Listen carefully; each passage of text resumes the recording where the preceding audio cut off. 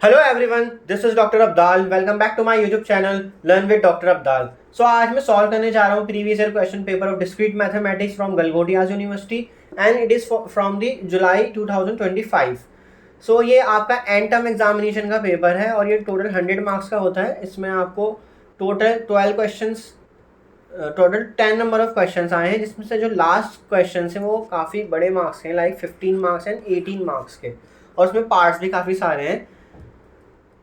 मैं one by one एक एक क्वेश्चन सॉल्व करूंगा। तो स्टार्ट करते हैं आज की video without wasting any time. First question है, a farmer buys 3 cows, 2 pigs and 4 hens from a man who has 6 cows and 5 pigs and 8 hens. So find the number of choices that the farmer has. हमें बताना कि उसके पास कितनी choice है, जिसमें like 3 cows में से मतलब 6 cows में से वो 3 ले सकता है, 2 pigs from 5 and 4 hens from 8। तो इसमें आपकी जो टोटल नंबर ऑफ चॉइसेस बनेंगी वो बनेंगी 6C3 into 5C2 into 8C4। इसका जो भी आंसर आएगा वही आपका होगा आंसर। लाइक फैक्टोरियल का फार्मूला आपको पता है, एनसीआर का फार्मूला क्या होता है, n factorial by r factorial into n minus r factorial. इसको आप सॉल्व कर लेना। 6 factorial by 3 factorial into 3 factorial into 5 factorial divide by 2 factorial into 3 factorial and 8 factorial divide by 4 factorial into 8 minus 4 that is 4 factorial. इसमें factorial वगैरह काट के जो भी आंसर आएगा वही इसका आंसर होगा। आई थिंक आप कर सकते हो इसको। नेक्स्ट क्वेश्चन है, which of the simple graphs in the following figure have a Hamilton circuit और if not a Hamilton path. तो आपको दो चीज़ें बतानी है, हैमिल्टन सर्किट है या नहीं है, और बोला if not then Hamilton path find करके बताना कि है कि नहीं। तो फर्स्ट ग्राफ आप ये देखो, G1 ग्राफ, इसमें आपके पास ABCD और E, इसमें थोड़े वर्टिसेस में मिस्टेक है, आप उसको सही कर लेना। मतलब वर्टिसेस कुछ इस तरह से बनाए गए हैं, ठीक है, ABC और फिर D इधर आ जाएगा आपका, D और फिर इधर E, ठीक है। ये आपका G1 ग्राफ है और इसमें यहाँ पे भी एजेस हैं आपके। अब इसमें हमें सबसे पहले बताना है हैमिल्टन सर्किट। हैमिल्टन सर्किट का मतलब ये हुआ, आप मेरी वीडियो भी जाके देख सकते हो, हैमिल्टन ग्राफ, आइलर ग्राफ और हैमिल्टन ग्राफ में मैंने बनाई हुई है। हैमिल्टन में हमेशा हमें सारे वर्टिसेस कवर करने होते हैं, अब बट इसमें सर्किट वर्ड भी आ गया। तो सर्किट का मतलब है जिस वर्टेक्स से स्टार्ट करोगे उस वर्टेक्स पे एंड भी करोगे, ठीक है। तो और सर्किट की डेफिनेशन में ये भी होता है कि एजेस रिपीट नहीं होते हैं, बस वर्टिसेस जहाँ से स्टार्ट करोगे घूम फिर के आप जहाँ पे भी आ रहे हो स्टार्टिंग में जहाँ से स्टार्ट करा वहीं पे आओगे। और हैमिल्टन में आपको वर्टिसेस सारे कवर करने हैं, ठीक है। ये काफ़ी सारी कंडीशन आ गई, वर्टिसेस सारे कवर करने हैं, एज रिपीट नहीं हो सकता है, और जहाँ से स्टार्ट करोगे वहाँ पे भी आओगे। तो देखो ए से स्टार्ट करा, अगर हमने ए से बी गए, बी से सी गए, सी से आप डी आ गए, डी से ई आ गए और ई से ए आ गए, तो इसमें क्या हुआ, हैमिल्टन सर्किट बन गया, क्योंकि सारे वर्टिसेस कवर हो रहे हैं। स्टार्टिंग पॉइंट से स्टार्ट जहाँ से भी ए से करा वहाँ वापस भी आ गए और एजेस रिपीट भी नहीं हुए। तो G1 जो है आपका वो क्या बनेगा, हैमिल्टन सर्किट बन जाएगा, ठीक है। फिर इसी तरह हम G2 और G3 को भी देख लेते हैं कि क्या बनता है वो। G2 आपका ये ग्राफ है, इसमें 4 वर्टिसेस हैं। तो सर्किट बनाने के लिए आप जहाँ से स्टार्ट करोगे वहाँ एंड भी करोगे। तो आप देखो कहीं से भी स्टार्ट कर लो, एंड करने के लिए आपको रिपीटिशन करनी पड़ेगी एजेस की, तो वो आप नहीं कर सकते, तो G2 हैमिल्टन सर्किट नहीं बन पाएगा। सिमिलरली आप G3 देखो, G3 में अगर आप कहीं से भी स्टार्ट करते हो, क्योंकि हैमिल्टन वर्ड लगे होने की वजह से उसमें वर्टिसेस भी कवर करने, लेकिन जब से आप F पे गए, F से आप वापस E पे आओगे तो आपका एज रिपीट हो जाएगा, तो एज रिपीट नहीं कर सकते आप, तो इसलिए इसमें हैमिल्टन सर्किट नहीं बनेगा। क्योंकि आपने क्या करना है, हैमिल्टन वर्ड लगने से सारे वर्टिसेस तो कवर करने हैं एग्जैक्टली वन टाइम, और सर्किट वर्ड लगे होने की वजह से आपको एज भी रिपीट नहीं करने, तो ये हैमिल्टन नहीं बन पाएगा सर्किट, ठीक है। तो इसमें से फर्स्ट ही बना है हैमिल्टन सर्किट।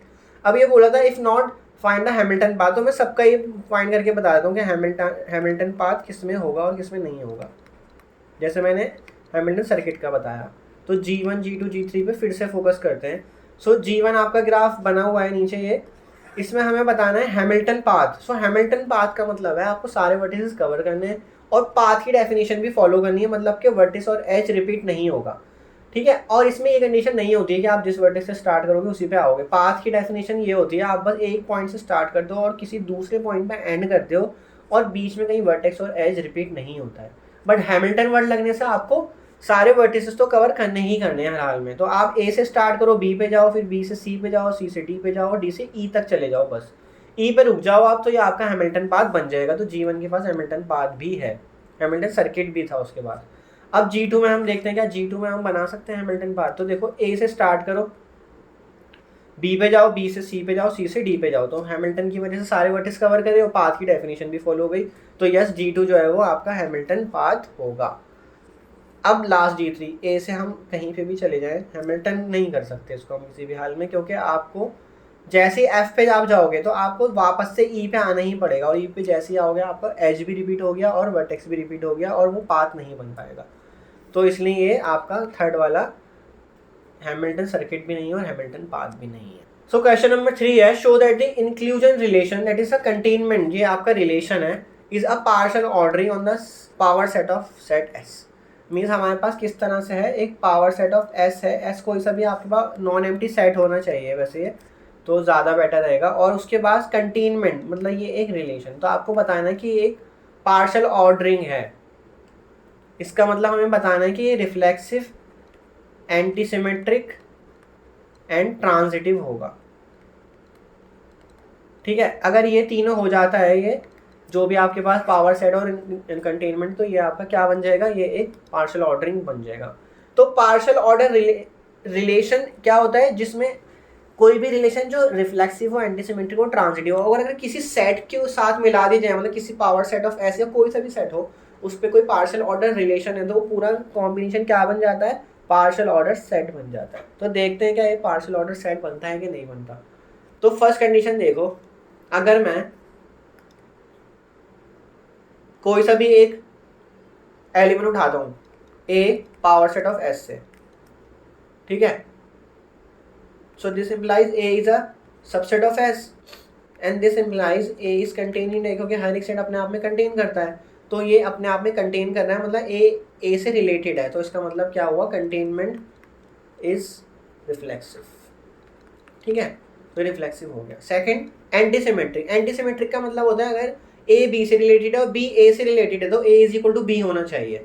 सो लेट दो एलिमेंट उठा लेते हैं, let a B belong to power set of s, so this implies a comma b are both subset of s. और ए और बी हम किस तरह से उठा रहे हैं, सच दैट, यहाँ पे लिख लेना, अगर A B belong to P S है, such that A is contain in B and B is contain in A. ठीक है, ये भी होना चाहिए, मतलब ये दो कंडीशन जब तक नहीं होंगे आप आगे एंटीसिमेट्रिक की बात ही नहीं कर सकते। और obviously power set of S का तो पार्ट होगा ही होगा, मतलब सॉरी वो एस का तो सबसेट होगा ही होगा, ए और बी।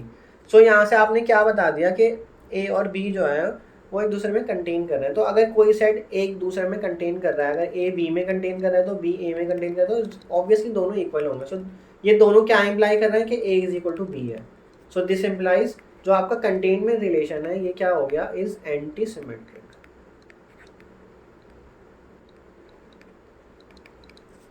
थर्ड, अब हमारे पास नेक्स्ट क्या है, ट्रांजिटिविटी। सो ट्रांजिटिविटी के लिए हम आपके पास से तीन सेट उठाएंगे, let a b c belong to power set of s. ठीक है, सो ऑब्वियसली ये क्या होगा, ए बी सी जो है वो सबसेट होंगे एस के, एंड क्या होगा इसमें ये कंडीशन होल्ड कर दी होगी कि ए बी में कंटेन कर रहा है और बी जो है वो सी में कंटेन कर रहा है। ये हमें गिवन है अभी तक सारा, मतलब a b c power set of s के एलिमेंट है, तो ऑब्वियसली ये इंप्लाई कर जाएगा ए और बी और सी जो है वो एस के सबसेट होंगे।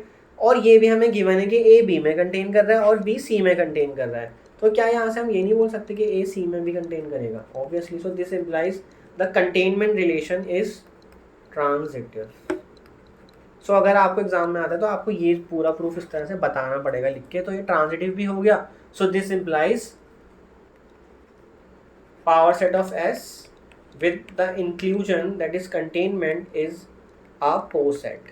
पोसेट क्या होता है, पार्शियल ऑर्डर रिलेशन।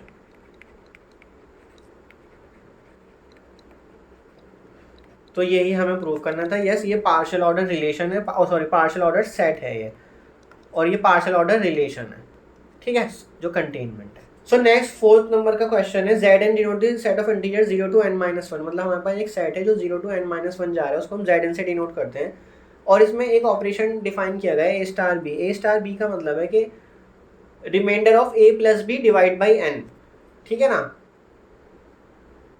मतलब जब आप a प्लस बी को n से डिवाइड करते हो तो उसमें जो रिमाइंडर आता है वही इसका आंसर है, ठीक है ना, जो भी आ रहा है तो वही हमें उसका आंसर उठाना। मतलब कि a और b जब आपस में ऑपरेट हो रहे हैं और उसको आप n से डिवाइड कर रहे हो, तो ऑपरेट होने का मतलब है ये है कि a और b को ऐड करके n से डिवाइड कर रहे हो, जो भी रिमाइंडर आ रहा है वही इसका आंसर है एक्चुअल में। तो ये एक्चुअल में मॉडलो है operator, a plus b modulo n, ठीक है। ये रिलेशन है आपका, a प्लस बी को आप मॉडलो n कर रहे हो। सो देखो, construct the table for the operation star for n is equal to 7। So n is equal to 7 का मतलब है आप Z7 पे वर्क करना चाहते हो, 0 1 2 3 4 5 6 कंस्ट्रक्ट करवाना है टेबल। तो ये एक्चुअल में कैलिस टेबल की बात कर रहा है। ये कैलिस टेबल मैंने आपको वीडियो में बना के बताई हुई है, प्लेलिस्ट में जाके देखना, डिस्क्रीट मैथमेटिक्स की आपको मिल जाएगी।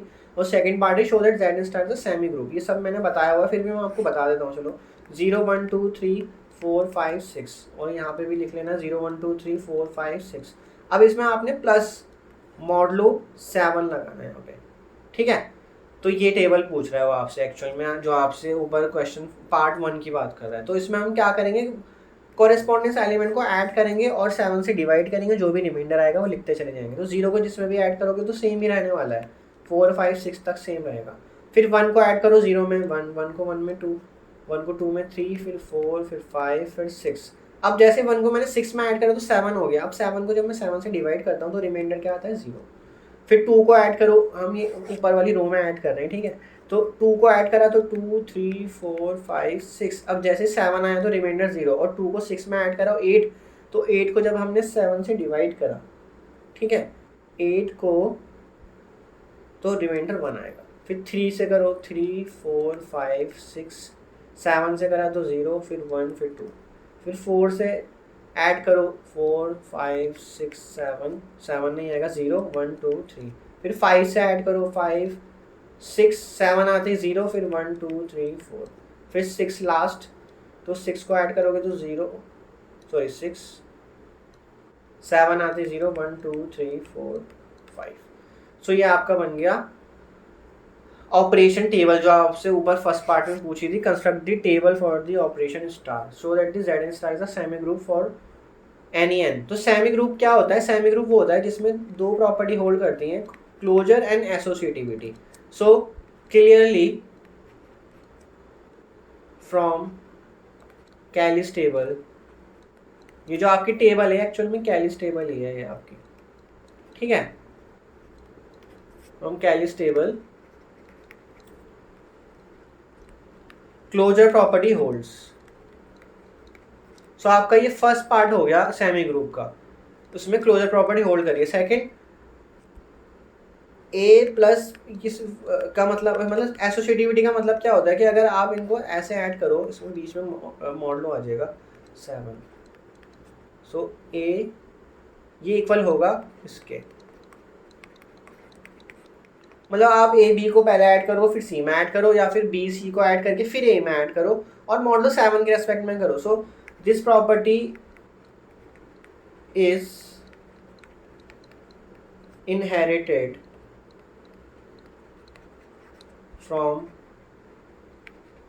Z under addition. मतलब जब इंटीजर्स को आप ऐड करते हो, मतलब अगर आप a प्लस बी प्लस सी करते हो तो वो इक्वल होता है a प्लस बी प्लस सी के, ठीक है। उसके बाद आप जब इससे मॉडलो लगाओगे, मॉडलो 7 करोगे तो दोनों इक्वल आएंगे, लेफ्ट हैंड साइड और राइट हैंड साइड के इक्वल ही आएगा। तो this property is inherited from Z plus लिखा जाता है, क्योंकि इंटीजर्स को आप कैसे भी ऐड कर लो, उसके बाद आप मॉडलो ऑपरेशन अप्लाई कर दो तो वो सेम रिजल्ट देगा आपको। सो नेक्स्ट है क्वेश्चन नंबर 5 है, using the principle of mathematical induction show that 1 plus 3 plus 5 up to 2n minus 1 is equal to n square. तो first n odd natural numbers को ऐड कर रहे हैं तो उसका सम कितना आता है, n स्क्वायर आता है। तो आप इसको ऐड, तो इसको प्रिंसिपल ऑफ मैथमेटिकल इंडक्शन से कैसे करते हैं, तो फर्स्ट हमारा result n is equal to 1 के लिए ट्रू होना चाहिए। So result holds for n is equal to 1। So अगर मैं इसमें लेफ्ट हैंड साइड पे n की वैल्यू 1 डाल रहा हूँ ना, तो इसका मतलब आप फर्स्ट नंबर का ही एडिशन कर रहे हो, ये चीज़ समझना आप। इसका मतलब ये नहीं कि अब आप 1 + 3 + 5 ये सब करते चले जाओगे, नहीं। n की वैल्यू 1 डालोगे तो आप फर्स्ट टर्म पे आ जाओगे, n की वैल्यू 2 डालोगे तो क्या होगा, n की वैल्यू 2 डालने पे ये हो जाएगा 4 - 1 थर्ड, मतलब आप फर्स्ट सेकंड टर्म की बात कर रहे हो, क्योंकि लास्ट टर्म 3 हो गई। अगर n की वैल्यू मैंने 1 डाली तो लास्ट टर्म क्या बन गई, देखो n की वैल्यू 1 डालने पे लास्ट टर्म ही 1 बन गई, तो मतलब आप फर्स्ट पर ही हो अभी, फर्स्ट टर्म पर ही हो अभी आप। जब n की वैल्यू आप 3 डालोगे, 3 डालने पे देखो क्या होगा, 6 - 1 5, तो 5 लास्ट टर्म है, तो मतलब आप 5 लास्ट टर्म 5 बन गई, तो स्टार्टिंग 3 टर्म्स की का सम आप देख रहे हो, ठीक है। तो n इज इक्वल टू 1 डालने का मतलब है कि this clearly imply left hand side is equal to right hand side, क्योंकि राइट हैंड साइड पे n स्क्वायर लिखा है, n की वैल्यू 1 डालोगे तो आपका लेफ्ट और राइट इक्वल हो जाएगा। सेकेंड है result holds for n is equal to k. Result क्या है आपका, ये है आपका रिजल्ट जो आपसे पूछा जा रहा है, तो ये n इज इक्वल टू के लिए होल्ड करता है, that is 1 + 3 + 5 up to 2k - 1 equal होगा k स्क्वायर के, ठीक है। अब हमें प्रूफ क्या करना है, third, result is true for n is equal to k + 1, मतलब हमें इसके लिए प्रूफ करना है, तो प्रूफ करना स्टार्ट करते हैं हम। सबसे पहले हम क्या करते हैं, n की इसको फर्स्ट मान लेते हैं, इसमें लेफ्ट हैंड साइड में put n is equal to k + 1 in left hand side of first, तो क्या बनेगा ये 1 + 3 + 5 और ये बन गया 2 × n की वैल्यू k + 1 - 1, ठीक है। तो ये क्या बनेगा, k + 1 होल स्क्वायर बनना चाहिए, तो पहले इसी को सॉल्व करते हैं क्या बनेगा ये, ठीक है। मतलब इसमें क्या होता है, n इज इक्वल टू 1 के लिए तो ट्रू होना चाहिए, तो ट्रू हो गया।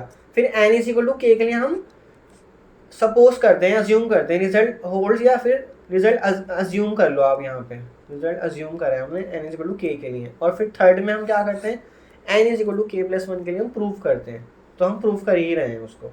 तो हमने क्या करा, इसको दोबारा से एक्सपेंड करते हैं। अब ब्रैकेट में मल्टीप्लिकेशन कर दो 2k × 2। अच्छा एक चीज़ और देखो कि हाँ ये क्या टर्म बनेगी, 2k + 2 - 1, तो ये क्या टर्म बनी, 2k एक्चुअल में बना 2k + 1 बना ये, तो हम सीधा 2k + 1 ही लिख लेते हैं, 2k + 1। अगर इसमें लास्ट टर्म 2k + 1 है तो उससे पहले वाली टर्म क्या होगी, हर किसी टर्म में डिफरेंस कितने का है, 2 का, तो 2 से माइनस कर दोगे तो ये क्या बनेगा, 2k - 1। तो इससे हमने इससे पहले वाली टर्म और लिख ली, ताकि हमें थोड़ा सा पिछला रिजल्ट हम यूज़ कर सकें। कौन सा रिजल्ट, जो हमने अज्यूम करा है यहाँ पे। तो देखो 1 + 3 + 5 अप टू 2k - 1, इसका सम किसके इक्वल है, इसका सम इक्वल है k स्क्वायर के, ठीक है ना। हम यहाँ से कर रहे हैं, हम इसको यूज़ करने जा रहे हैं, ठीक है। तो ये हो गया ये इक्वल हो गया k स्क्वायर से, इसको आप क्या है तो 2 बोल दो, फ्रॉम 2, मतलब यहाँ लिख लेते हैं फ्रॉम 2। और जो बाकी की टर्म बची, कौन सी बची, 2k + 1, तो ये 2k + 1 आ गया यहाँ पे। अब इसको और सिंप्लीफाई करते हैं, k स्क्वायर + 2k + 1, ये क्या है, ये k + 1 का होल स्क्वायर का फॉर्मूला ही तो है, तो ये किसके इक्वल हो गया, राइट हैंड साइड के, राइट हैंड साइड ऑफ 1, ठीक है। तो हमने स्टार्ट कहाँ से करा, लेफ्ट हैंड साइड ऑफ 1 से स्टार्ट करा और प्रूफ कर दिया राइट हैंड साइड ऑफ 1, तो जो आपका 1 ऊपर दे रखा था, ठीक है। और ये हम किसके लिए कर रहे हैं, n is equal to k + 1 के लिए कर रहे थे हम ये, तो k + 1 के लिए ही हुआ है। n की वैल्यू यहाँ पे k + 1 डालोगे तो k + 1 का होल स्क्वायर आ जाएगा, और n की वैल्यू आप यहाँ पे n की वैल्यू आप इधर डाल दोगे 2k + 1, तो क्या बन रहा था जो आपने नीचे लिखा था यहाँ पे, ये बन रहा था, मतलब कि ये वाली टर्म। तो हमने यहाँ से स्टार्ट करा था और करते करते हम राइट हैंड साइड पर आ गए, तो हमारा रिजल्ट ये होल्ड कर गया by using the principle of mathematical induction. So next हमारे पास है क्वेश्चन नंबर 5 का बी पार्ट है ये, draw all trees with exactly 6 vertices. So ये एक्चुअल में क्या क्वेश्चन है ना, आपको इस क्वेश्चन को समझने के लिए ना आइसोमॉर्फिज्म भी समझना पड़ेगा। आइसोमॉर्फिज्म ये होता है कि दो ग्राफ आइसोमॉर्फिक होते हैं ना, उसकी सेम प्रॉपर्टीज होती है। मतलब अगर मैं एक ग्राफ को ऐसे बना रहा हूँ और एक ग्राफ को मैं ऐसे बना रहा हूँ, तो ये एक्चुअल में दोनों ग्राफ ना सेम है, या आइसोमॉर्फिक ग्राफ है, इनकी प्रॉपर्टी सेम है, नंबर ऑफ वर्टिसेस सेम है, एजेस सेम है, सारी डिग्री सेम है, और जितना भी मतलब वर्टिसेस की डिग्री सेम है, सब कुछ सेम है, ये आइसोमॉर्फिक ग्राफ है ये। तो आइसोमॉर्फिक की भी वीडियो में ही देखना, तो आपको कॉन्सेप्ट समझ आएगा। तो ये एक्चुअल में जो जितने भी ट्री पूछ रहा है ना, ये 6 वर्टिसेस से रिलेटेड, ये ऐसे ट्री पूछ रहा है जो आइसोमॉर्फिक ना हो। आप मतलब रिपीट नहीं करोगे जो है आइसोमॉर्फिक, मतलब मैंने 6 वर्टिसेस से एक ट्री ये बना दिया, 5 6, ये ट्री है। ट्री की डेफिनेशन आपने पढ़ी होगी, जिसमें अगर 6 वर्टिसेस है तो n number of edges 5 number of edges होने ही चाहिए। अब मैं इसको ऐसे नहीं बना सकता 3 4 5 6, एक जगह आपने हॉरिजॉन्टली बना दिया, एक जगह वर्टिकली बना दिया। भाई ये दोनों आइसोमॉर्फिक है, तो आपको रिपीट करने की ज़रूरत नहीं है, ये फर्स्ट वाला ही इनफ है बस। ये है मतलब यूनिक अप टू आइसोमॉर्फिज्म होने चाहिए। आइसोमॉर्फिक मतलब अगर है तो आप उसको नहीं बनाओगे, सिंपल वर्ड्स में ये है। तो अब आप सेकंड और क्या क्या बना सकते हो जिसकी प्रॉपर्टी इससे अलग हो, तो एक आप ये बना सकते हो, देखो ठीक है, क्योंकि इसमें सारे डिग्री 2 और डिग्री 1 के थे, अब इसमें डिग्री 3 के भी आ गए, ठीक है। नेक्स्ट थर्ड बनाते हैं।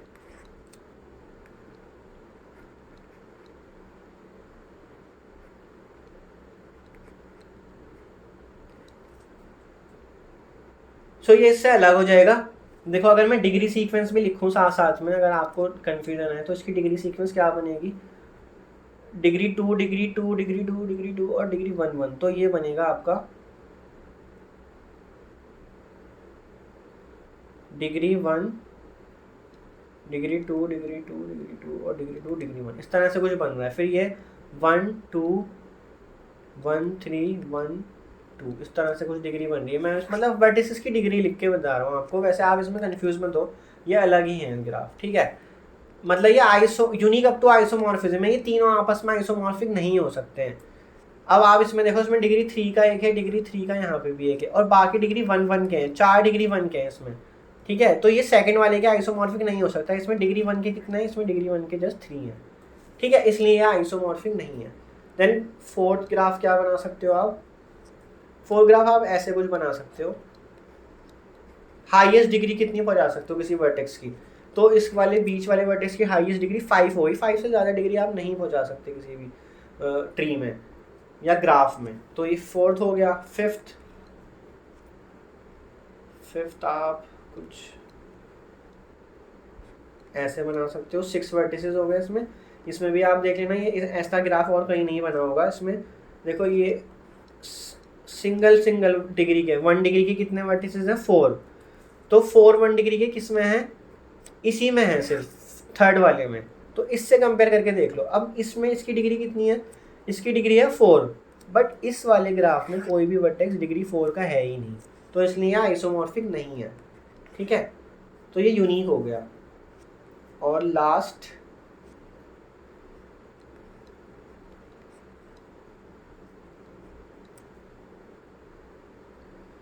One two three four five six, तो 6 हो गया। तो इसमें डिग्री 1 के कितने दिखाई दे रहे हैं, 1 2 3। तो आप ऐसा ग्राफ देखो जिसमें डिग्री 1 के 3 हैं, तो वो सिर्फ यही वाला ग्राफ दिख रहा होगा आपको, डिग्री 1 के जिसमें 3 है। तो क्या इसमें कोई भी वर्टेक्स, अब इसमें डिग्री 3 का भी है, चलो इसमें भी डिग्री 3 का भी है, फिर इसमें डिग्री 2, इसमें डिग्री 2, इसमें डिग्री 2, इसमें डिग्री 2, एंड लास्ट। अब क्या आपको और कुछ इसमें अलग सा दिखाई दे रहा है जो आप देख सकते हो उसमें, इसमें देखो एक सीक्वेंस बन रही है, डिग्री 2 और डिग्री 2 के दोनों आपस में साथ में है, ठीक है।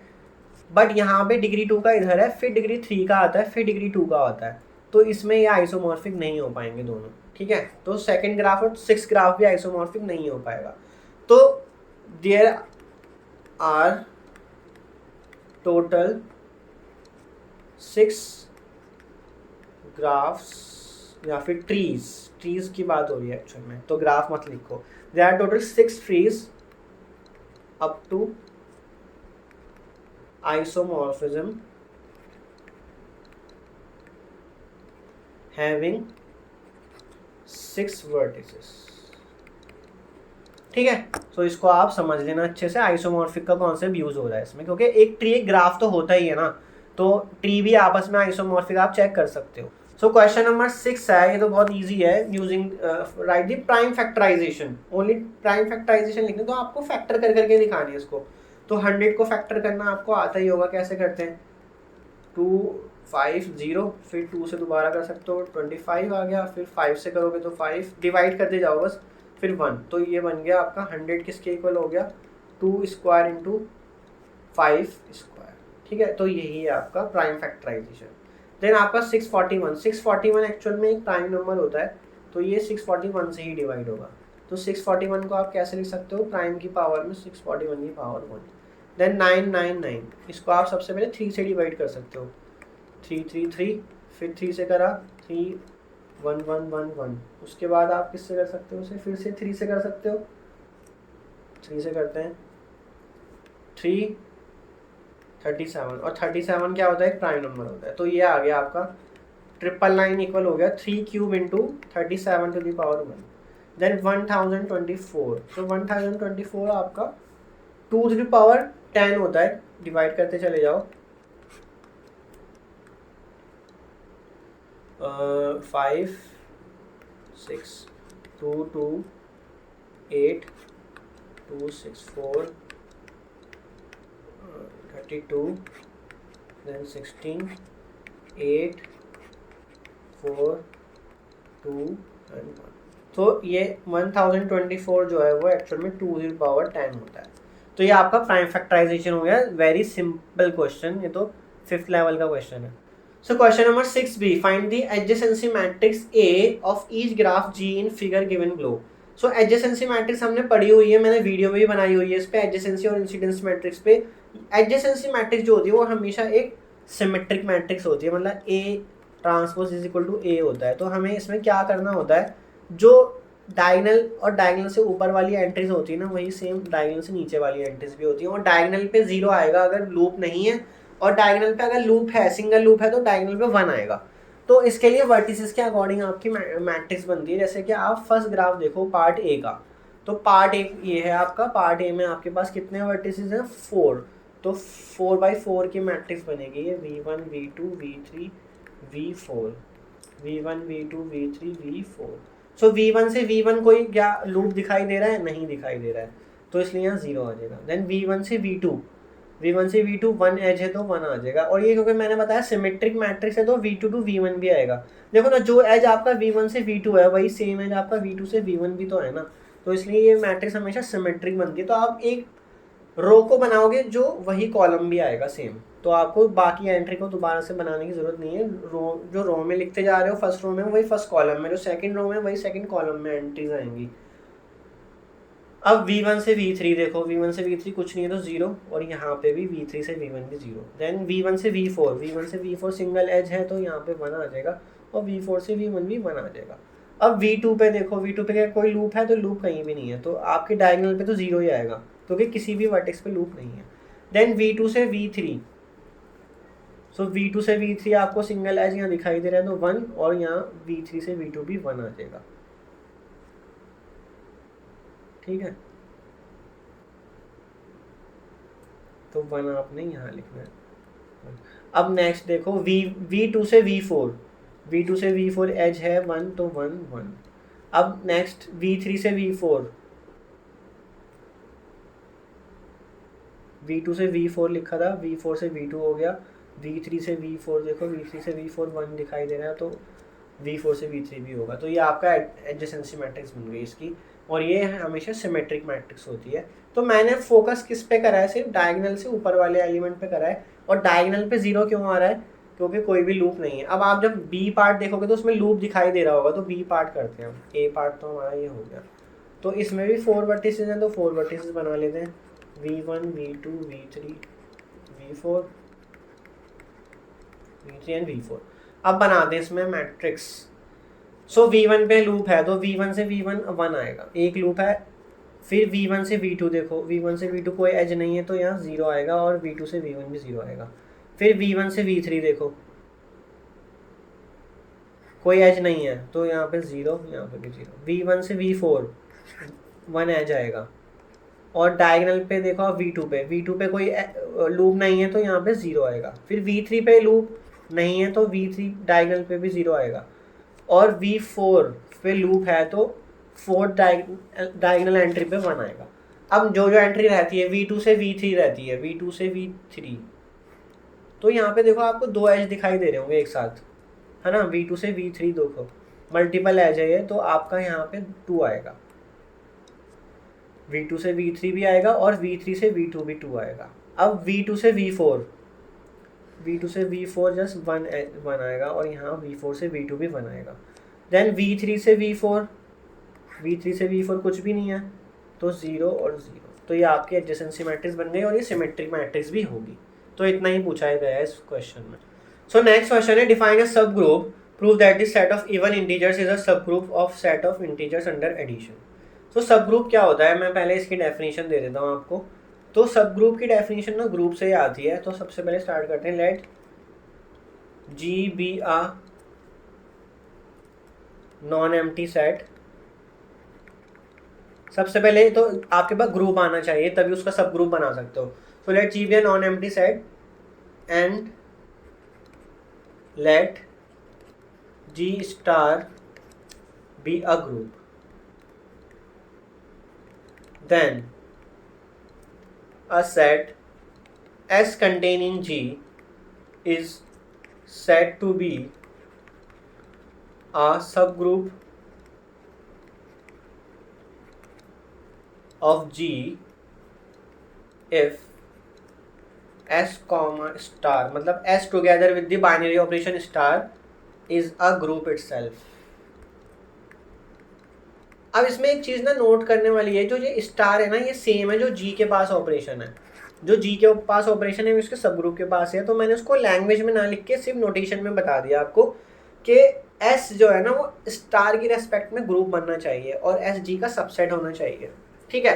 अब ये बोला prove that the set of even integers is a subgroup of the set of integers, मतलब कि ये इसकी बात कर रहा है कि 2z जो है वो सब ग्रुप होगा z का। तो ये सब ग्रुप की नोटेशन है जो मैंने लेस देन इक्वल टू लिखा है, कंफ्यूज मत होना इससे आप, कभी आप इसे लेस देन इक्वल टू समझ लो।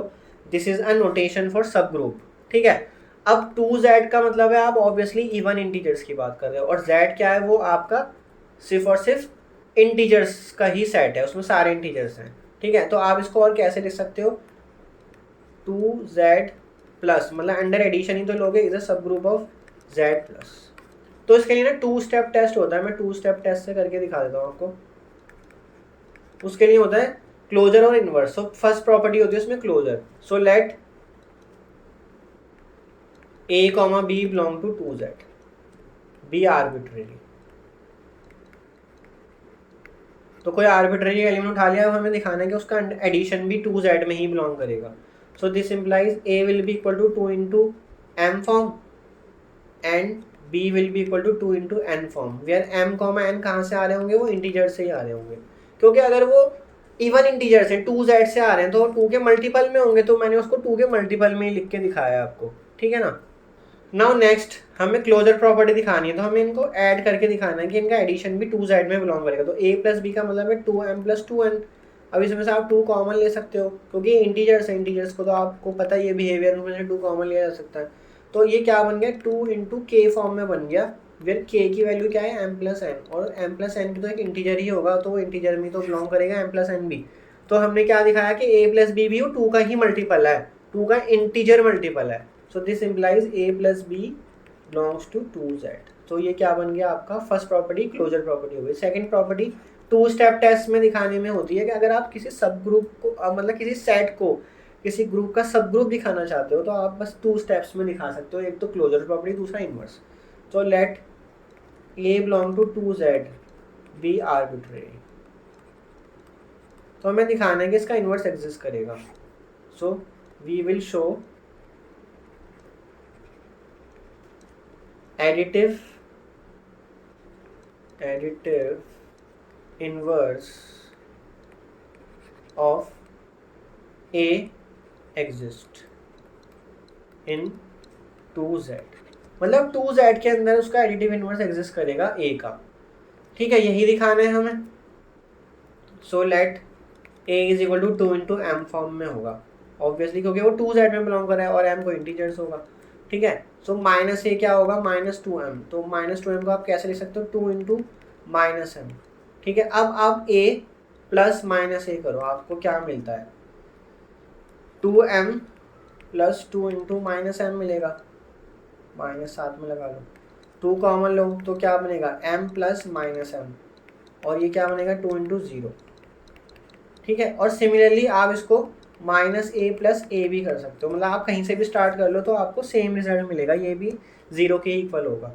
सो this implies -a is the inverse of, so this implies 2z under addition is a subgroup of z under addition। तो यहाँ पे आपका क्वेश्चन कंप्लीट हो गया। 2 स्टेप टेस्ट यूज करा है, मेरी इस पे भी वीडियो आपको मिल जाएगी प्लेलिस्ट में जाके, डिस्क्रीट मैथमेटिक्स की, कि किसी भी ग्रुप को सब ग्रुप कैसे प्रूव करते हैं। 1 स्टेप टेस्ट भी होता है और 2 स्टेप टेस्ट भी होता है। सो नेक्स्ट क्वेश्चन है आपके पास, एक सेट है R02468 is an integral domain under the addition and multiplication modulo 10। तो इस पर भी मैंने वीडियो बनाई हुई है, इंटीग्रल डोमेन वाली वीडियो आप जाकर देखना, अदरवाइज मैं आपको इसको शॉर्ट में भी प्रूव करना सिखा दूंगा कि इंटीग्रल डोमेन कैसे बनेगा। सो इंटीग्रल डोमेन क्या होता है, शॉर्ट में आप आईडी लिखते हो, इंटीग्रल डोमेन। सो इसका मतलब ये होता है a commutative ring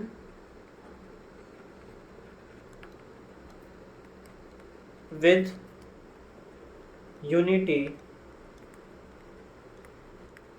and without zero divisor।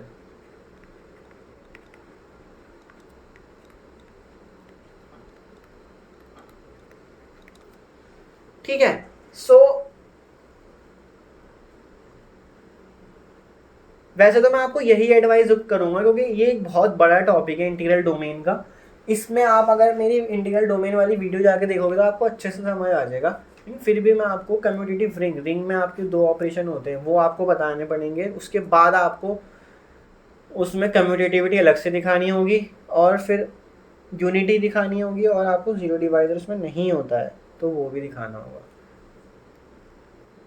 तो सबसे पहले हम दिखाएंगे कि R जो आपका सेट यहाँ पे दे रखा है वो अंडर एडिशन जो है क्या बनता है, एक अबेलियन ग्रुप बनता है, इज एन अबेलियन ग्रुप। सो इसके लिए आप क्या करो, इसके लिए ना आप इसको एक एक प्रॉपर्टी प्रूफ करके दिखाओ। सो 1 बाय 1 एक एक प्रॉपर्टी प्रूफ करते हैं। तो उसके लिए क्लोजर प्रॉपर्टी प्रूफ करने के लिए आप हमेशा ना कैलिस टेबल बना लो, तो उससे इजीली प्रूव हो जाती है चीज़ें। तो उसकी कैलिस टेबल कैसे बनेगी, आप 02468 एंड 02468। अब सबसे पहले आप एडिशन में बनाओगे, एडिशन मॉडुलो 10 क्योंकि इन्होंने दे रखा है under addition and multiplication modulo 10। So modulo 10 ही यूज़ करोगे इसमें आप। अब सबसे पहले आप क्या करोगे, ऐड करोगे, 0 को ऐड करोगे तो वो सेम नंबर आएगा जो 2 में ऐड करा, 4 में ऐड करा, 6 में, 8 में। फिर 2 को ऐड करोगे, 2 4 6 8 एंड 2 को जैसे ही 8 में ऐड करा आपने तो 10 हो गया। अब 10 को जब आप 10 से डिवाइड करोगे तो मॉडुलो करने की वजह से मतलब रिमाइंडर क्या आएगा, 10 को 10 से डिवाइड करने पे रिमाइंडर 0 आ जाएगा। अब 4 को ऐड करो, 4 6 8, 4 और 6 कितना हो गया, 10, 10 फिर से 0 हो जाएगा। 4 और 8 कितना हो गया, 12, जब 12 को आप 10 से डिवाइड करोगे तो रिमाइंडर क्या आएगा, 2। तो यहाँ हम रिमाइंडर लिखते हैं इस अंदर वाली मैट्रिक्स में बस। 6 को ऐड करो, 6 2 6 4 10 फिर 6 6 12 तो 2 6 एंड 8 14 तो 4। ये रिमाइंडर ही याद रखना है, 14 आता, बट 14 को जब जैसे ही मैंने 10 से डिवाइड करा तो रिमाइंडर 4 आया। अब 8 को ऐड करो, 8 10 को करा तो 0, फिर 8 और 4 को करा दो 2, 8 और 6 को करा दो 4, 8 और 8 को करा दो 6। सो ये आपके आ गए सारे रिमाइंडर्स। सो यहाँ से आप सीधा सीधा कह सकते हो क्लोजर प्रॉपर्टी होल्ड करती है। सो यूजिंग कैलिस टेबल, ठीक है। So first closure property holds,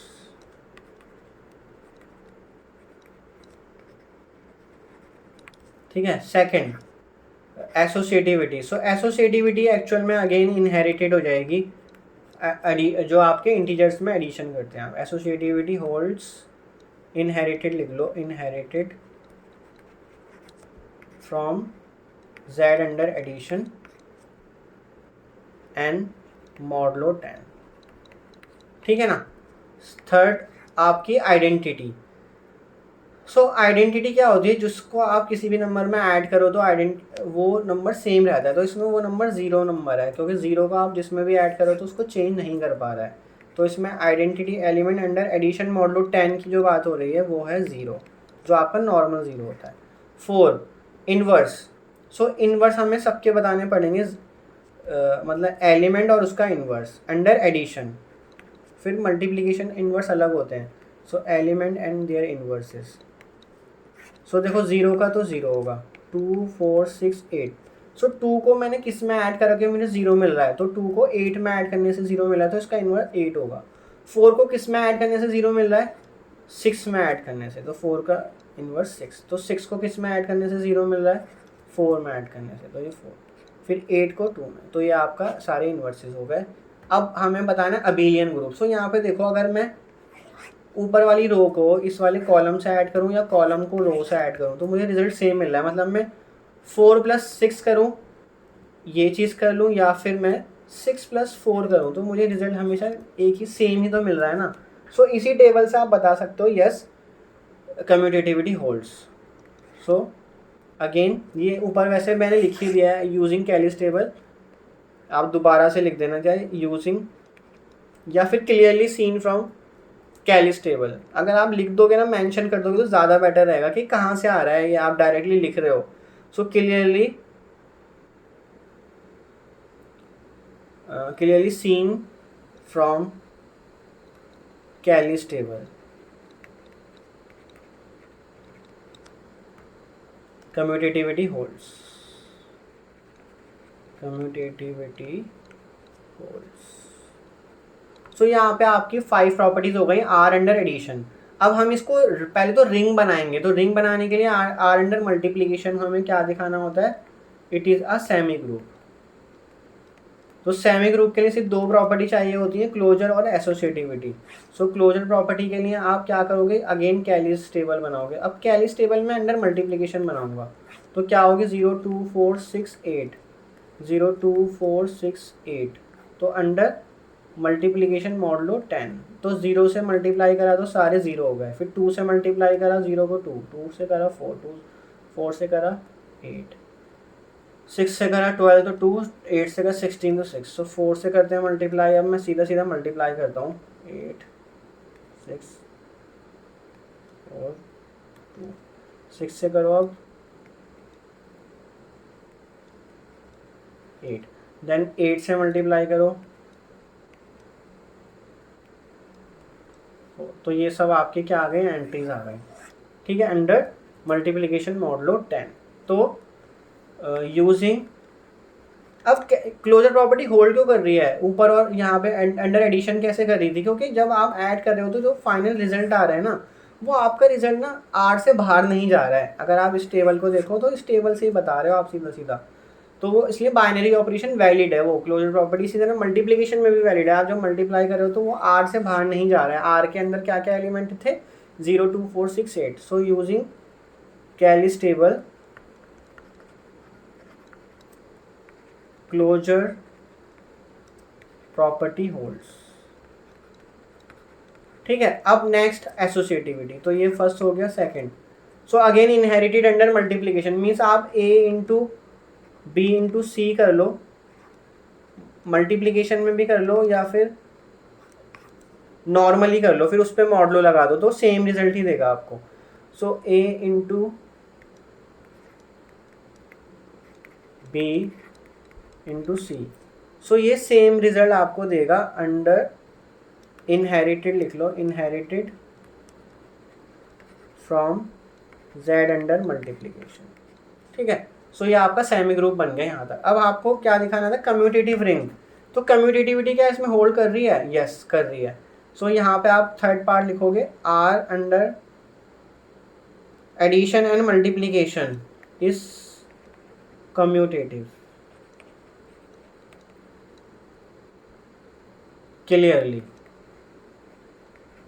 clearly seen from Cayley's table. ठीक है, अब कम्युनिटी यूनिटी क्या होता है? अंडर मल्टीप्लीकेशन है ऐसा एलिमेंट जिसको आप किसी से भी मल्टीप्लाई करो तो एलिमेंट चेंज ना हो। तो बताओ ऐसी कौन सी रो है जो आपको 202468 दिखाई दे रही है? तो 02468 यही दिखाई दे रही है, तो आपका यूनिटी एलिमेंट भी यहीं से आ जाएगा। थर्ड पार्ट हो गया। फोर्थ पार्ट है आपका यूनिटी। सो यूनिटी क्या होती है? मतलब कि आपने उस नंबर को किसी से भी मल्टीप्लाई करा नंबर ए से तो आपको सेम नंबर मिलेगा, आपको ए ही मिलेगा। तो वो है आपका 6 को आप 0 से कर लो, 6 को आप 2 से कर लो, ठीक है, 4 से कर लो, 6 से कर लो या 8 से कर लो, आपको रिजल्ट आपको सेम ही मिलेगा। क्या है? तो आप ऊपर वाली टेबल से देखो, जब आपने 6 को इधर मल्टीप्लाई करा इन नंबर से तो आपको सेम ही तो नंबर मिल रहा है 02468। तो वो आपके आइडेंटिटी अंडर मल्टीप्लिकेशन है, वो यूनिटी बन गई। तो वो आपको देगा 02468। ठीक है। सो यूनिटी इज इक्वल टू 6। तो कम्यूटेटिव रिंग विद यूनिटी हो गया without zero divisor. So again Kallis table से हमें दिखाई दे रहा है जब भी नॉन जीरो नंबर आप उठा रहे हो तो आपको हमेशा जो मैट्रिक्स अंदर मिल रही है वो नॉन जीरो मैट्रिक्स मिल रही है। मतलब जब भी आप टू नॉन जीरो नंबर्स को मल्टीप्लाई करो तो आपको जीरो नहीं मिल रहा है। सो फिफ्थ प्रॉपर्टी है, इसमें भी आप लिख सकते हो clearly seen from Cayley's table that R has no zero divisor. So hence R under addition modulo 10 and multiplication modulo 10, जो कि ऊपर भी आपको लिखना चाहिए था इधर। वैसे अंडरस्टूड है, आप मॉडलों में ही काम कर रहे हो, ठीक है। So this is a integral domain. तो ये आपका बन गया इंटीग्रल डोमेन का प्रूफ। सो नेक्स्ट हमारे पास क्वेश्चन है, ये आपका जो क्वेश्चन है ये पार्शियल ऑर्डर सेट से ही आता है, लैटिसेस वगैरह बनानी होती है इसमें। तो इसमें हम देखते हैं कि कैसे कर सकते हैं इसको। Answer the question. एक पो सेट है, पार्शियल ऑर्डर सेट है आपके पास, उसमें आपके पास 3, 5, 9, 15, 24, 45 है और क्या लिया गया है? डिवीजन। सो डिवीजन के अकॉर्डिंग आपको इसका पो सेट का आप अगर हाथ से डायग्राम भी बना लोगे ना तो वहां से भी देख देख के इजीली बता सकते हो कि कौन सा element maximal, minimal, greatest, least होगा। तो इसका जो हाथ से डायग्राम बनेगा वो देख लेते हैं क्या बनेगा। 3 और 5 में कोई रिलेशन नहीं है अंडर डिवीजन, ना तो 3 5 को डिवाइड करता है ना 5 3 को। तो ये आपका आ जाएगा, यहाँ से स्टार्ट होगा। अब 9 आ रहा है नेक्स्ट, तो 3 जो है 9 को तो डिवाइड करता ही है, तो 9 आ गया इधर। फिर 15 को 3 भी डिवाइड करता है, 5 भी डिवाइड करता है, तो 15 हमने यहाँ ले लिया, 9 नहीं करता। 15 के बाद 24, तो 24 को क्या डिवाइड करता है? 3, ओनली 3 डिवाइड कर रहा है और कुछ नहीं करता डिवाइड। और उसके बाद है 45, तो 3 के लिए आप अलग से बना लो, एक इधर बन जाएगा। 3 के लिए आ गया आपका 24 को डिवाइड कर रहा है, 3 9 को भी करता है, 24 को भी कर रहा है, 15 को भी कर रहा है, ठीक है। ये अनकम्पेरेबल है, 9, 24 एंड 15, ये कुछ भी कंपैरिजन नहीं है इसमें, आप ऐसे बना सकते हो। आखिरी में 45, सो 45 जो है इनके ऊपर आ जाएगा क्योंकि इसको 5, 3, 9 और 15 सब डिवाइड करते हैं, तो इसके ऊपर आ गया। अब हास्य डायग्राम की प्रॉपर्टी होती है, जो भी बॉटम में एलिमेंट होता है वो अपवर्ड डायरेक्शन में पाथ बनाता हुआ जितने भी उसको अपवर्ड डायरेक्शन में पाथ में मिलेंगे एलिमेंट वो डिवाइड करेगा, क्योंकि आप डिवीजन लेके चल रहे हो।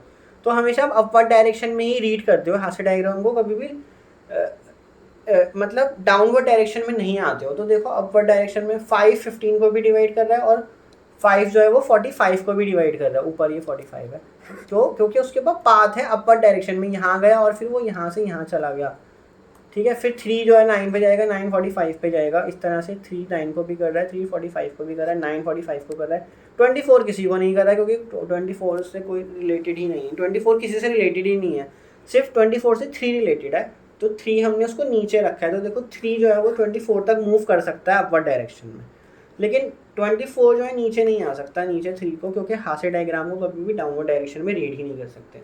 तो फाइंड द मैक्सिमल एलिमेंट पूछ रहा है कि कौन कौन से मैक्सिमल एलिमेंट है। तो मैक्सिमल एलिमेंट वो होते हैं जिसके ऊपर कुछ एलिमेंट नहीं होता।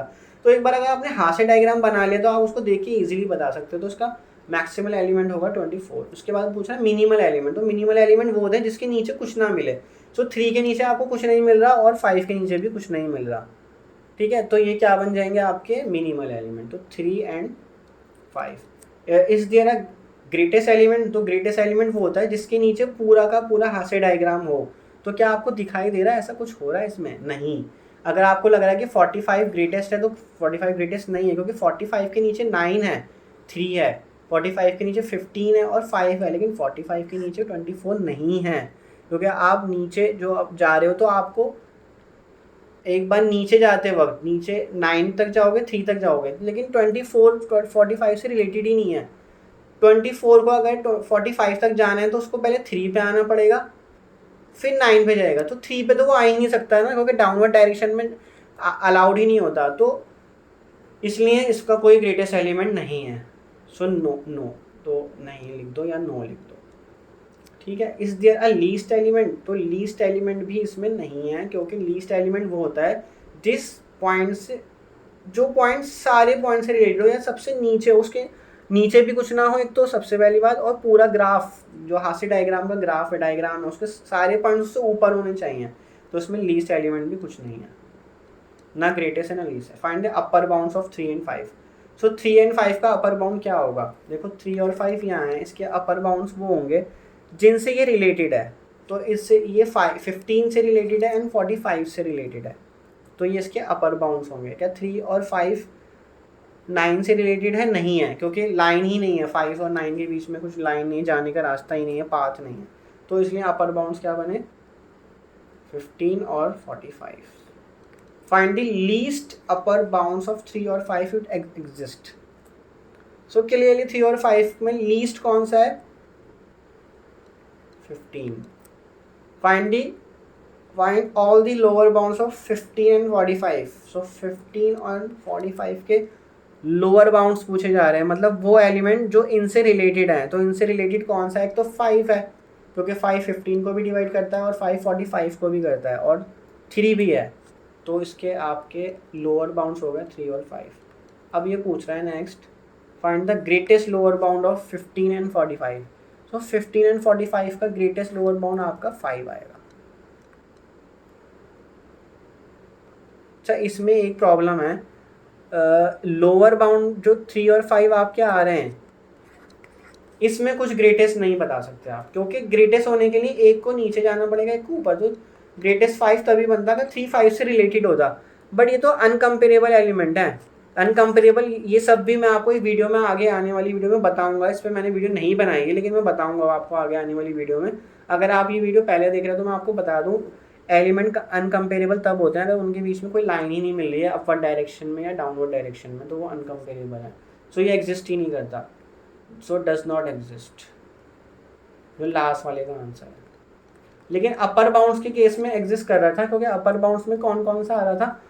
15 और 45। तो 45 में लीस्ट हमें दिख रहा है 15 है, क्योंकि 15 जो है वो 45 से नीचे और रिलेट भी कर रहा है वो 45 को, क्योंकि उसको एक लाइन मिल रही है उसकी तरफ जाने के लिए अपर डायरेक्शन में। सो ये इसके आंसर्स हैं। ग्रेटेस्ट नहीं है इसमें, लीस्ट नहीं है इसमें, अपर बाउंड्स बता दिए हमने और लीस्ट अपर बाउंड भी बता दिया, लोअर बाउंड्स बता दिए 15 एंड 45 के। लेकिन 15 एंड 45 के लोअर बाउंड्स जो कि आपके बन रहे थे 3 एंड 5, बट उसमें कुछ भी ग्रेटेस्ट नहीं है, तो ये इसका आंसर होगा। तो ये आपका अराउंड 12 to 15 मार्क्स में आया है ये वाला क्वेश्चन, 15 मार्क्स में लास्ट ईयर। तो बहुत ईजी है अगर आपको हाथ से डायग्राम आता है तो। सो नेक्स्ट हमारे पास लास्ट क्वेश्चन है, लास्ट ईयर जो आया था, और ये टोटल कितने मार्क्स है? 18 मार्क्स का क्वेश्चन है। सो देखो, let R be relation define on a set of real number नहीं आएगा, यहाँ पे गलत लिखा है, ये आएगा integers. Let R be relation define on set of integers, क्या कैसे लिखा गया है? कोई भी एलिमेंट ए और बी आपस में रिलेटेड होगा, मतलब A is related to B if A plus B is even. अगर ए प्लस बी इवन आ गया तो ए और बी रिलेटेड होंगे। Show that R is an equivalence relation, so find the equivalence classes under R. So A part करते हैं, और ये इंटीजर्स पर है, रियल्स पे नहीं है, ठीक है, तभी इक्विवेलेंस रिलेशन बनेगा ये। तो सबसे पहले हम रिफ्लेक्सिव देख लेते हैं इसमें। तो ए बिलोंग टू, अगर मैं कुछ भी जेड लूँ तो clearly a is related to a. Why? क्योंकि अगर ए इवन हुआ तो ए प्लस ए भी इवन होगा, ए ऑड हुआ तो ए प्लस ए भी इवन होगा। तो इसलिए ए रिलेटेड टू ए है, because if A is odd, so this implies a plus a is even, and if a is even, so this implies a plus a is even, so a से related हो गया। Reflexive में यही तो देखते हैं। Symmetric का मतलब होता है कि अगर a b से रिलेटेड है तो b a से रिलेटेड होगा। सो let a b belong to z such that a is related to b, that is मतलब ये हमें गिवन है a plus B is even, ये हमें गिवन। अगर देखो a प्लस बी गिवन है हमें कि वो इवन है, तो b प्लस ए भी तो भाई इवन होगा, इसमें क्या बड़ी बात हो गई। और तो b प्लस ए अगर इवन है तो b इसका मतलब a से रिलेटेड हो गया। तो this implies r is symmetric. ठीक है, तो यहाँ पे हमने इम्प्लाई कर दिया था इन दोनों से r इज रिफ्लेक्सिव। अब ये 18 मार्क्स का क्वेश्चन है, तो आप इसमें अंदाज़ा लगा लो आपको कितना एक्सप्लेन करना पड़ सकता है। थोड़ा थोड़ा एक्सप्लेन भी कर दोगे अगर आप 4 4 4 और एक क्वेश्चन को 6 का मान लो, तो इस तरह से 18 मार्क्स का बन जाएगा ये पूरा क्वेश्चन। अब ट्रांजिटिव, तो अगर ए बी से रिलेटेड है मतलब ए प्लस बी इवन होगा, और बी सी से रिलेटेड होगा, तो इस तरह से देख लेते हैं ट्रांजिटिविटी या transitive. So let a b c belong to Z such that A is related to B and B is related to C. So अगर A आपका B से रिलेटेड है तो इसका मतलब ये हुआ कि A plus B is even. ठीक है, एंड अगर B C से रिलेटेड है तो इसका मतलब B plus C is even. ये हो गया आपका अभी तक। हमें हमारा क्लेम क्या है, हमें क्या प्रूफ करना है, हमें दिखाना है कि A plus C is even, मतलब तभी तो A C से रिलेटेड होगा, तभी तो ट्रांजिटिव बनेगा। सो केस बना लेते हैं।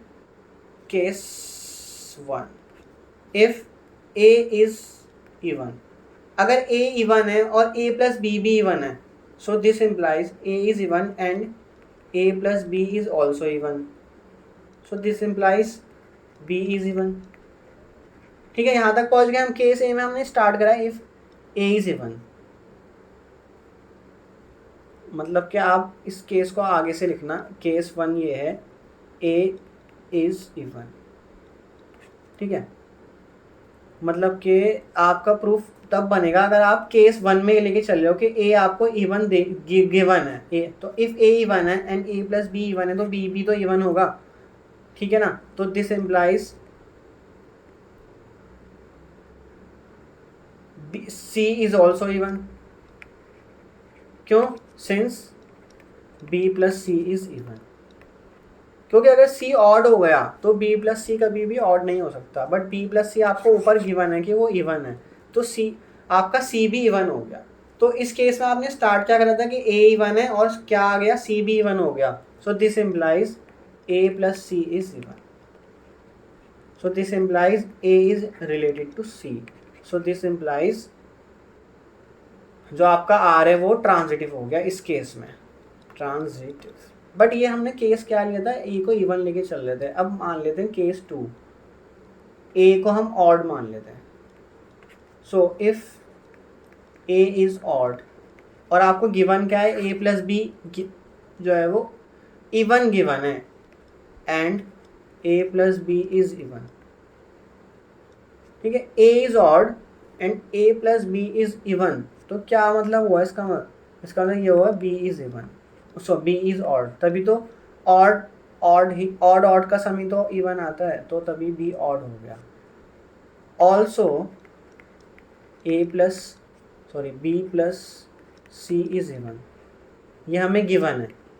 अब बी ऑड है और बी प्लस सी भी इवन है, तो this implies c is also odd. क्यों? क्योंकि बी प्लस सी आपका इवन नंबर आ रहा है, सो सी ऑड हो गया। So this implies A plus C, क्योंकि ए आपने ऑड लेके चले थे इस केस में और सी भी ऑड आ गया, तो A plus C is even. So this implies A is related to C, so this implies R is transitive. So हमने प्रूव कर दिया ये एक इक्विवेलेंस रिलेशन है। Show that R is an equivalence relation and find the equivalence classes under R.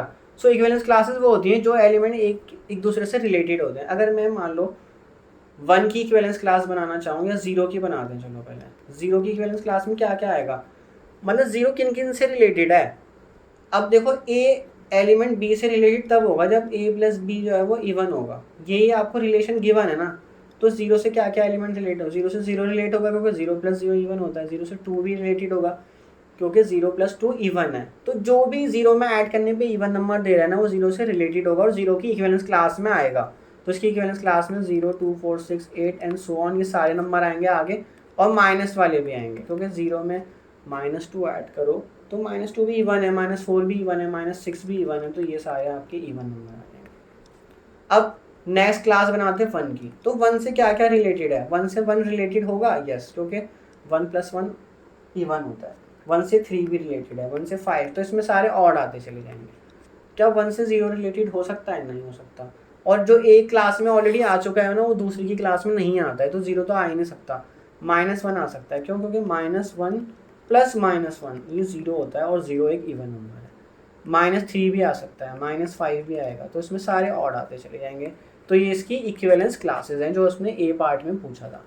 अब ये part हमारा complete हो गया. यहाँ पे एक तो इक्विवेलेंस रिलेशन प्रूफ कर दिया, दूसरा इक्विवेलेंस क्लासेस भी बना दी हमने. So in a complete graph with n vertices use the handshaking theorem to find the total number of vertices.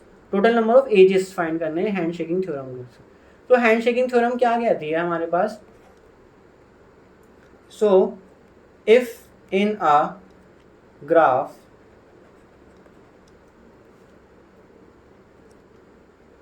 having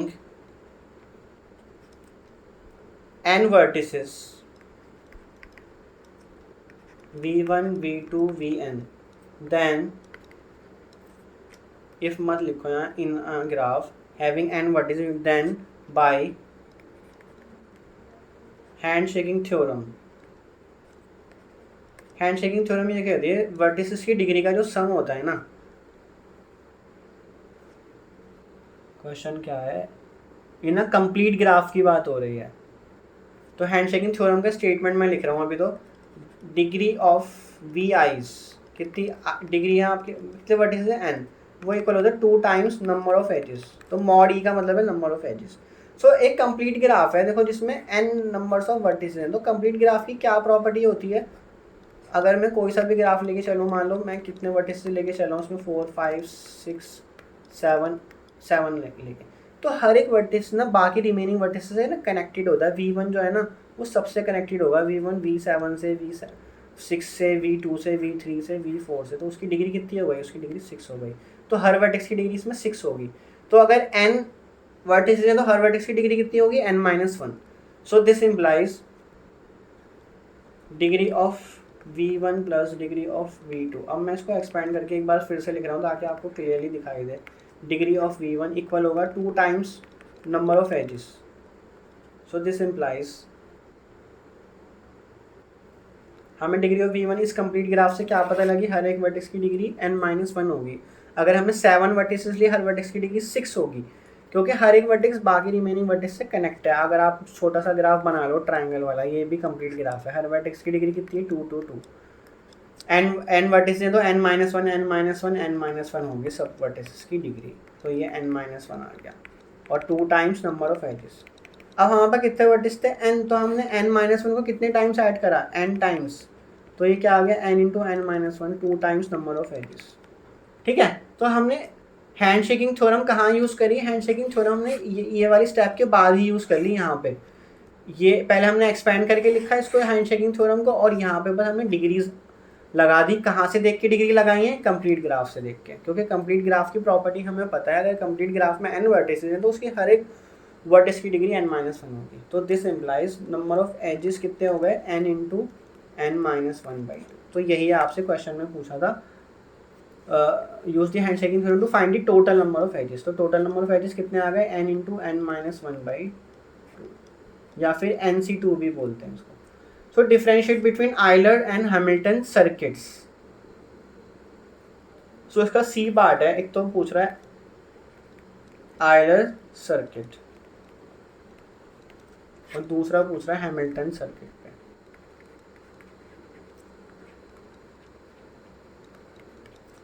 सो जैसे आइलर वर्ड आएगा तो उसमें नंबर ऑफ एजेस सारे कवर करने हैं ग्राफ में। सो इसमें आइलर वर्ड लगने की वजह से मतलब सारी प्रॉपर्टीज होनी चाहिए जो जो आइलर के ग्राफ में होती हैं। तो इसमें हो गया फोकस ऑन एजेस, सो इसमें हमेशा एजेस पे फोकस होता है, एंड हैमिल्टन सर्किट में हमेशा फोकस ऑन वर्टिसेस होता है। नेक्स्ट फर्स्ट पॉइंट हो गया। Second, use every edge of the graph exactly once, और यहाँ पे use every edge of the, edge नहीं आएगा यहाँ, वर्टेक्स आएगा। Every vertices of the graph exactly once. अब क्योंकि इसमें सर्किट भी बनाना है दोनों में, तो स्टार्टिंग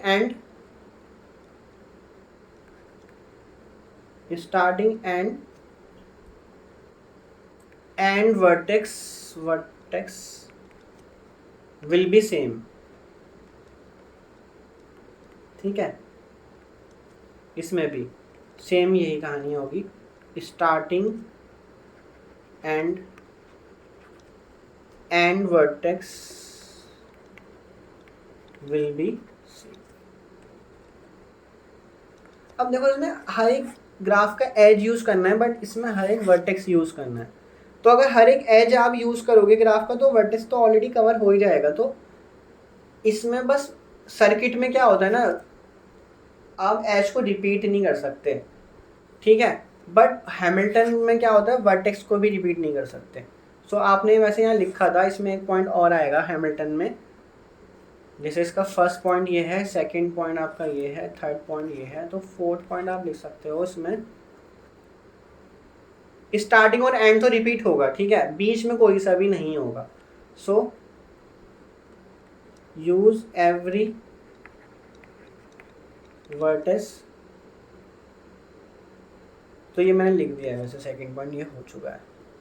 तो इसमें एक चीज़ और है, ग्राफ के हर एक एज को कवर करने की ज़रूरत नहीं है, बट वर्टेक्स को कवर करने की ज़रूरत है। यूज़ एवरी वर्टेक्स लिख दिया ना, तो हर एक वर्टेक्स को तो आपको कवर करना है। सो नॉट नेसेसरी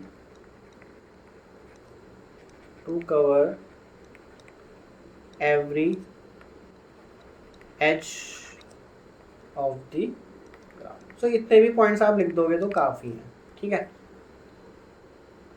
अब ऑयलर सर्किट में ना एक चीज़ है, आप वर्टेक्स को रिपीट कर सकते हो क्योंकि ऑयलर में एच पे फोकस होता है। So not necessary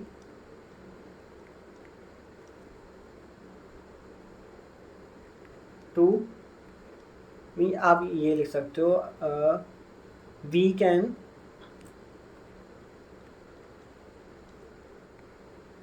repeat the vertex.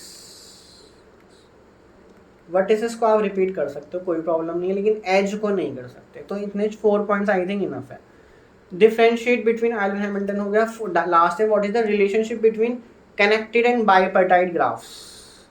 सो वैसे ही मैंने डेफिनेशन आपको बताई हुई है, मैं आपको ऐसे ही समझा देता हूँ कनेक्टेड एंड बाइपर्टाइट में। सो